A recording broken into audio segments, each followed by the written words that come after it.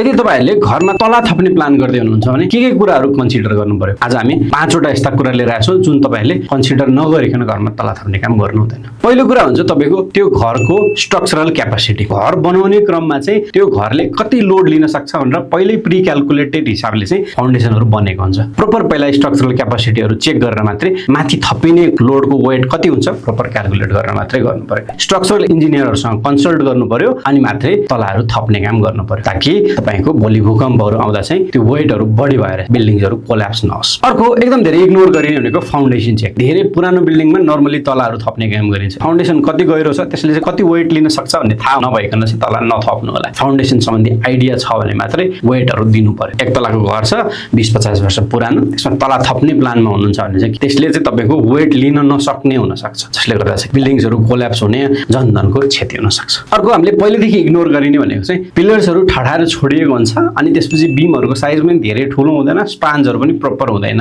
एउटा पिलरदेखि अर्को पिलरसम्मको दूरी पनि धेरै राम्रो हुँदैन। प्रोपर क्याल्कुलेसन भएन भने चाहिँ तपाईको स्ट्रक्चरमा चाहिँ कमी कमजोरी ल्याउन सक्छ माथिबाट वेट दिँदै गर्दा। सो तपाईहरुले बीम पिलरहरु अनि प्रोपर स्पानहरुलाई पनि चेक गराउनु पर्यो। नर्मली हामीले नगरिने भनेको पहिल्यै बिल्डिङको एप्रुभल्सहरु छ कि छैन त्यसलाई चेक गर्ने, स्ट्रक्चरल ड्राइङ बनेको छ कि छैन भन्ने कुरा पनि हेर्नु पर्यो। यदि छैनन् भने धेरै पुरानो बिल्डिङ हो भने त तला थप्न त एउटा सर्टेन पैसा त खर्च हुन्छ। मैले त्यो खर्च गर्न लागेको पैसाले कति समयसम्म चाहिँ मैले तपाईको रिटर्न लिन सक्छु अथवा त्यसबाट रिटर्न लिने चान्सेस छ कि छैन चेक गर्नु पर्यो। यो चारवटा कुरा ध्यान दिएर काम गर्नु भयो चाहिँ तपाईले तला थप्दै हुनुहुन्छ भने सजिलो हुन्छ। अब तला थप्दै हुनुहुन्छ भने हाम्रो अफिसमा तपाईहरु फ्री कन्सल्टेसनको लागि आउन सक्नुहुन्छ। तपाईहरुको पुरानो घर छ त्यसमा तला थप्ने प्लान छ, भर्खरै बनाउनु भएको घर छ त्यसमा पनि तला थप्ने प्लान छ भने हामी चाहिँ तपाईहरुलाई इन्जिनियर्सहरुसँग राखेर चाहिँ प्रोपर ड्राइङहरु स्टडी गरेर स्ट्रक्चर एनालाइसिसहरु स्टडी गरेर चाहिँ तपाईहरुलाई फ्रीमा गाइडेन्स दिन्छौं। तला थप्ने प्लान हुनुहुन्छ नि अफिस भिजिट गर्न सक्नुहुन्छ। यस्तै खालका भिडियोहरु तपाईहरुलाई हेर्न मन छ भने तल कमेन्टमा लेख्न सक्नुहुन्छ। के सम्बन्धी भिडियो बनाउँदा हजुरलाई सजिलो हुन्छ हामी अर्को भिडियोमा चाहिँ त्यो कुराहरु तपाईलाई मेन्सन गरेर ल्याउँछौं।